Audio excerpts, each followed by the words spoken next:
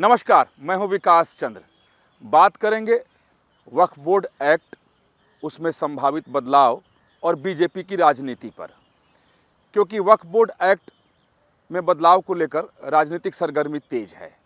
विपक्ष की ओर से बयानबाजी भी शुरू हो गया है और तमाम मुस्लिम संगठन हैं, उनकी तरफ से भी बयान लगातार आ रहे हैं कि वो लोग बर्दाश्त नहीं करेंगे कि अगर वक्फ बोर्ड एक्ट में अगर किसी तरीके की छेड़छाड़ की गई, उसके प्रावधानों को अगर बदला गया, वक्फ बोर्ड को अगर कमज़ोर करने की कोशिश मोदी सरकार अगर करती है तो बिल्कुल वो लोग बर्दाश्त नहीं करेंगे। हालांकि विपक्ष अभी भी इस पर संयम बरत रहा है। विपक्ष की ओर से ये कहा जा रहा है कि अगर सरकार बदलाव करने के लिए अगर विधेयक लेकर आएगी या उसके प्रावधानों को वो देखेंगे तब बोलेंगे, लेकिन वो लोग विरोध कर रहे हैं कि भाई इसके साथ कोई छेड़छाड़ नहीं होनी चाहिए। और अपने देश में एक वोट बैंक की राजनीति भी है, तो सबकी अपनी अपनी राजनीति है। लेकिन यहाँ बात करेंगे कि जो एक संभावना दिखाई दे रही है और संभावना बन रही है, और जो सूत्रों के हवाले से खबर आ रही है कि केंद्र की सरकार ने पूरी तैयारी कर रखी है कि वक्फ बोर्ड एक्ट जो 1995 का था, जिसमें 2013 में बदलाव किया गया, और 2013 में जब बदलाव किया गया तो जो मूल एक्ट था 1995 का, यानी वक्फ बोर्ड एक्ट 1995 का, उसमें बदलाव करके 2013 में मनमोहन सिंह की सरकार ने असीमित अधिकार वक्फ बोर्ड को दे दिए। उसके बाद से वक्फ बोर्ड के इतने अधिकार हैं और इतनी ज़्यादा उसको ताकत मिली हुई है कि आप भी सुनेंगे तो हैरान हो जाएंगे कि आखिर जिस देश में संविधान का राज है, जहां एक पूरी न्यायिक प्रक्रिया है, न्यायिक प्रणाली है, उस देश में इस तरीके की व्यवस्था कैसे हो सकती है। और इसी को लेकर बीजेपी की तरफ से बार बार पहले भी सवाल खड़े किए जाते रहे और बीजेपी कहती रही कि भाई इसमें वो लोग बदलाव करेंगे। तो अब जो सूत्रों के हवाले से जानकारी मिल रही है कि सरकार ने वक्फ बोर्ड में के अधिनियम में, यानी एक्ट में बदलाव करने के लिए संशोधन अधिनियम की तैयारी कर ली है। और जो जानकारी मिल रही है उसके मुताबिक लगभग 40 प्रावधानों में सरकार संशोधन करेगी अगर वो विधेयक सदन के अंदर पेश होगा तो। हालांकि अभी सदन के अंदर वो पेश नहीं हुआ है, लेकिन उम्मीद है कि इसी हफ्ते सरकार कभी भी राज्यसभा में उसे पेश कर सकती है। और जो मौजूदा जो 2013 में जो स्वरूप मिला था वक्फ बोर्ड एक्ट को, उसमें सरकार 40 संशोधन कर सकती है और उसके तमाम सारे जो अधिकार हैं उसको सीमित कर सकती है, उस पर लगाम लगा सकती है, उसको न्यायिक दायरे में ला सकती है, संविधान की व्यवस्थाओं के अनुरूप कानून बना सकती है। और यही नागवार गुजर रहा है मुस्लिम संगठनों को और विरोधी पार्टियों को। आपको यहाँ बताएंगे तो आप हैरान हो जाएंगे कि जो अपने देश में वक्फ बोर्ड एक्ट है उसको कितनी ताकत मिली हुई है और देश की व्यवस्था से वो अलग कैसे है। आप सोच रहे हो कि देश की व्यवस्था से अलग, जी बिल्कुल देश की व्यवस्था से वो अलग ही दिखाई देता है, क्योंकि जो अपने देश में संविधान कानून की राज की बात करता है और देश में लोअर कोर्ट से लेकर सुप्रीम कोर्ट तक की व्यवस्था है, उस देश में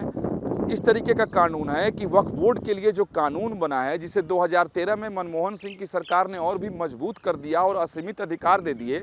अगर वो वक्फ बोर्ड कोई निर्णय लेता है या करता है, या आपके ज़मीन या घर या आपकी किसी भी संपत्ति को आकर वो कहता है कि ये वक्फ बोर्ड की संपत्ति है, तो आप कोर्ट नहीं जा सकते हैं, आप न्यायालय का दरवाज़ा नहीं खटखटा सकते हैं, आप लोअर कोर्ट, हाई कोर्ट, यहाँ तक कि सुप्रीम कोर्ट में भी आप नहीं जा सकते हैं। आपको जाकर वक्फ बोर्ड के दहलीज पर ही नाक रगड़नी पड़ेगी और आपको ही ये साबित करनी पड़ेगी कि नहीं साहब, ये संपत्ति हमारी है, ये मौरूसी संपत्ति है, ख़ानदानी संपत्ति है, ये सारे कागजात हमारे पास हैं, देखिए ये हमारे बाप दादा के टाइम की संपत्ति है और ये इसके मालिक हम हैं, वक्फ बोर्ड इसका मालिक नहीं है। और देखें उस कानून में और भी व्यवस्था है, बहुत खतरनाक व्यवस्था है कि अगर वक्फ बोर्ड ये कह दे, फर्ज कर लीजिए कि इंडिया गेट उसका है, उसकी संपत्ति में है, तो फिर ये उसको साबित नहीं करना है, उसको कोई कागज़ नहीं दिखाने हैं, उसको सबूत नहीं देना है। वो जिसकी संपत्ति पर दावा कर दे, तो मान लीजिए जैसा मैंने कहा कि कह दे कि इंडिया गेट हमारे वक्फ की ज़मीन पर है, तो फिर सरकार को साबित करनी पड़ेगी। या आपकी ज़मीन या घर को कह दे कि ये तो हमारी संपत्ति है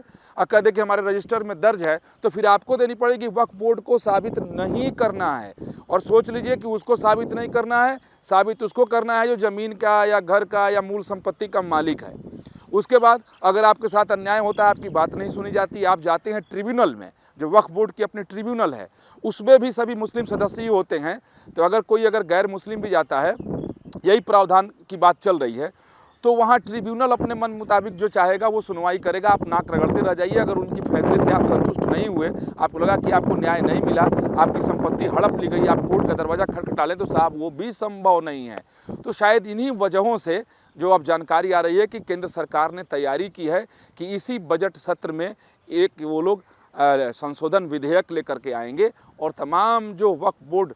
एक्ट 2013 ही कहेंगे, मूल तो 1995 का है, उसमें बदलाव करेंगे, जिसके लेकर के राजनीतिक सरगर्मी तेज हो गई है, हलचल बढ़ गई है।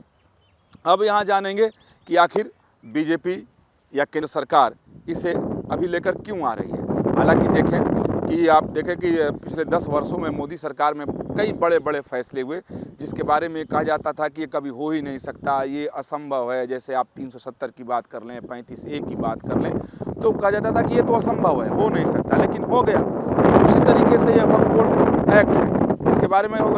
कोई राजनीतिक दल शायद छूने की कोशिश न करे, क्योंकि अभी पूरी मुस्लिम कम्युनिटी इस पर लामबंद है। सारे मुस्लिम संगठन एक हो गए हैं। हालांकि अलग अलग वक्फ बोर्ड हैं, शिया का अपना अलग वक्फ बोर्ड है, सुन्नी का अपना अलग वक्फ बोर्ड है, और इस देश में लगभग 32 अलग अलग राज्यों के वक्फ बोर्ड हैं। और आपको ये भी जानकर हैरानी होगी कि मैं बता देता हूँ कि वक्फ बोर्ड के पास कितनी संपत्ति है।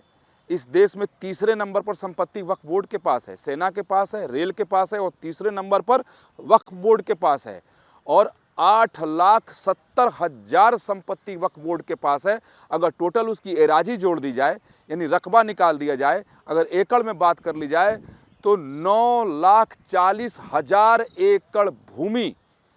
इस समय वक्फ बोर्ड के पास इस देश में है। तो आपके मन में भी आ रहा होगा विचार कि अरे साहब, इतनी सारी संपत्ति इनको आ कैसे गई। तो इसमें बहुत सारी विवादित संपत्ति है कि वो संपत्ति किसी और की वक्फ बोर्ड के यहाँ कोई जाके दर्ज करा दिया, या वक्फ बोर्ड ने दर्ज कर लिया कि भाई ये संपत्ति हमारी है। अब वो आप दौड़ते रहिए, घसीटते रहिए अपने चप्पल को वक्फ बोर्ड के पास, उनके ट्रिब्यूनल के पास। और मज़े की बात तो एक और है कि उनके ट्रिब्यूनल की बैठक होती ही नहीं है, आप अपील करें सुनवाई ही नहीं होगी। तो अब सरकार इसको कानूनी दायरे में लाने की तैयारी कर रही है, जो जानकारी अब तक मिली है। तो सवाल उठता है कि गठबंधन की सरकार है, जिसमें टीडीपी भी है और जेडीयू है, ये दोनों के सहारे केंद्र की सरकार चल रही है, मोदी की सरकार चल रही है। और इन दोनों दलों की अगर राजनीति आप देखें तो मुस्लिम को लेकर के बिल्कुल बीजेपी से अलग है, टीडीपी की तो बिल्कुल अलग है। टीडीपी बिल्कुल मुस्लिम के खिलाफ इस समय जाने की स्थिति में नहीं है, क्योंकि मुस्लिम वोट बैंक के बल पर ही वो इस समय चंद्रबाबू नायडू सत्ता में है। तो आशंका ये व्यक्त की जा रही है और राजनीतिक गलियारे में चर्चा तेज हो गई है कि जैसे ही ये कानून सामने आएगा तो फिर चंद्रबाबू नायडू की नाराज़गी मोदी को झेलनी पड़ेगी और नीतीश कुमार की नाराज़गी झेलनी पड़ेगी। तो बस मैं जो बात कहना चाह रहा था, जो राजनीति आपको बताने की कोशिश कर रहा था, वो यही है कि आखिर जब ये सहयोग की सरकार है, मिलीजुली सरकार है, गठबंधन की सरकार है, जिसमें चंद्रबाबू नायडू और नीतीश कुमार जैसे सहयोगी हैं जो मुस्लिम वोट बैंक अपने साथ होने की बात करते हैं और उनकी जो राजनीति है उसी हिसाब से चलती है, तो भला ये लोग कैसे बर्दाश्त कर लेंगे कि वक्फ बोर्ड एक्ट में संशोधन के लिए विधेयक सदन में पेश हो या ये लोग समर्थन करें। तो जो मेरे पास जानकारी आई है कि जो बीजेपी के रणनीतिकारों ने और केंद्र सरकार के रणनीतिकारों ने जो रणनीति बनाई है, क्योंकि लोकसभा चुनाव में जो बीजेपी को नुकसान हुआ, क्योंकि हिंदुत्व के एजेंडे को तीनों बार के चुनाव में अगर आप कह सकते हैं 2014, 2019, 2024 के चुनाव में एक मुख्य मुद्दे के तौर पर ही बीजेपी ने आगे रखा और कोर एजेंडा है बीजेपी का, और प्रधानमंत्री नरेंद्र मोदी भी उस हिंदुत्व के एजेंडे से हिलते नहीं हैं। लेकिन 2024 के लोकसभा चुनाव के परिणाम ने बीजेपी को डगमगा दिया और बीजेपी को लगा कि हमारा जो हिंदुत्व का मुद्दा है वो ठीक से नहीं चला, जातियों में मामला बंट गया। तो अब उसे कैसे संगठित किया जाए, कैसे मजबूत किया जाए और इसका परीक्षण कैसे किया जाए कि हिंदुत्व का मुद्दा जो है वो फिर से मेरे साथ है, या अगर बिखरा है, टूटा है जातियों के नाम पर, तो कैसे इकट्ठा होकर के मेरे साथ हो सकता है। तो जो जानकारी अभी तक मिली है कि बीजेपी के तमाम रणनीतिकारों की अलग अलग बैठक हुई, क्योंकि सरकार को इसे लेकर आना है। अब जो जानकारी है कि इसी सत्र में सरकार कभी भी इस संशोधन अधिनियम को संशोधन विधेयक को पेश कर सकती है। तो इसकी तैयारी पहले से चल रही थी। मैं आपको यहाँ ये भी बता दूं कि इसकी तैयारी जब पिछली सरकार थी मोदी की, यानी 17वीं लोकसभा, आज जब स्मृति ईरानी अल्पसंख्यक कार्य मंत्री थी तो उसी समय में यह तैयारी शुरू हो गई थी और स्मृति ईरानी ने बतौर मंत्री तमाम स्टेक होल्डर्स से बात की, अलग अलग मुस्लिम धर्म गुरुओं से, मुस्लिम महिलाओं से, मुस्लिम समाज के पिछड़े हुए वर्ग के प्रतिनिधियों से, क्योंकि ये भी है कि भाई जो वक्फ बोर्ड है उसमें महिलाओं के लिए कोई स्थान नहीं है, जो गरीब और पिछड़े हुए मुस्लिम समाज के लोग हैं उनके लिए कोई स्थान नहीं है, जबकि वक्फ बोर्ड उन्हीं के लिए है कि जो वक्फ के पास संपत्ति है वो जन कल्याण के लिए खर्च हो, धार्मिक कार्यों के लिए, सामाजिक कार्यों के लिए खर्च हो, मुसलमानों के जीवन को सुधारने के लिए खर्च हो। तो लेकिन ऐसा अगर नहीं होता है तो बहुत सारी बातें और शिकायतें और मिलती थीं और कई सारे प्रतिनिधिमंडल स्मृति ईरानी से मिलते रहे, तो उस समय इसकी तैयारी शुरू हुई, लेकिन फिर चुनाव आ गया और सरकार बदल गई, तो अब सरकार उसको लाने की तैयारी में है। तो सवाल उठता है कि आखिर इसके जरिए कौन सी राजनीति बीजेपी साधना चाहती है और प्रधानमंत्री नरेंद्र मोदी साधना चाहते हैं। तो मैं आपको यहाँ बताता हूँ कि अगर ये विधेयक आता है संशोधन के लिए कि 2013 में जो असीमित अधिकार वक्फ बोर्ड को दिए गए थे उसको सीमित किया जाए, उनके अधिकार को कम किया जाए, उनको कानूनी दायरे में लाया जाए, और जो जानकारी मुझे है कि उनके ऊपर यह भी कहा जाएगा कि अब जिस पर आप दावा ठोकते हैं उसी को साबित नहीं करना पड़ेगा, अब वक्फ बोर्ड को भी ये साबित करना पड़ेगा। अगर वो कहते हैं कि ये ज़मीन हमारी है तो उनको भी सबूत दिखाने पड़ेंगे अगर संशोधन विधेयक पास हो जाता है, अगर नया कानून का जो स्वरूप आएगा। तो इसीलिए सब तिल मिलाए हैं,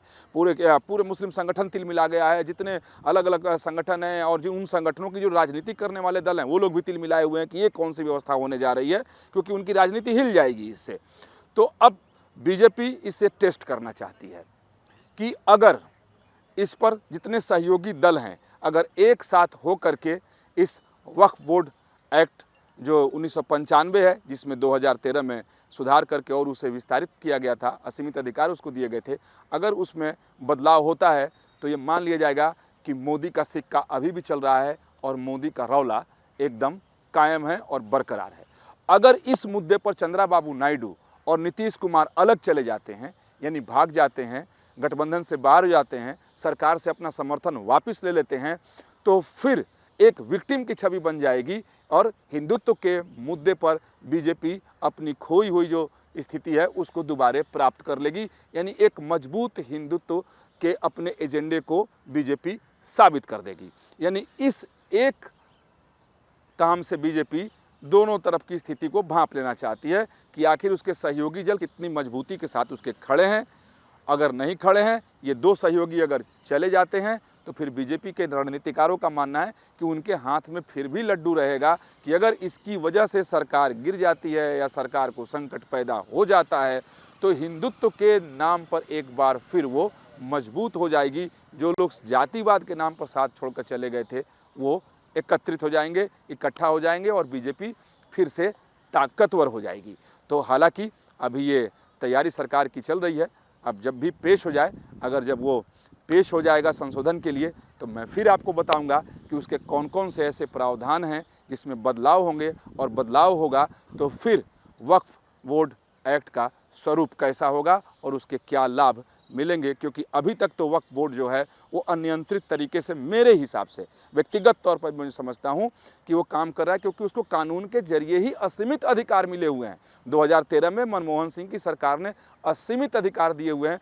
उसी असीमित को सीमित करने के लिए, कानून के दायरे में लाने के लिए सरकार की तरफ से तैयारी चल रही है। तो एक तो इस पर लगाम लगाना और दूसरे अपनी राजनीति को मजबूत कर लेना, ये बीजेपी भी चाहती है और केंद्र की मोदी सरकार भी चाह रही है। तो फिर मिलेंगे कुछ नई बात और कुछ नई जानकारी के साथ।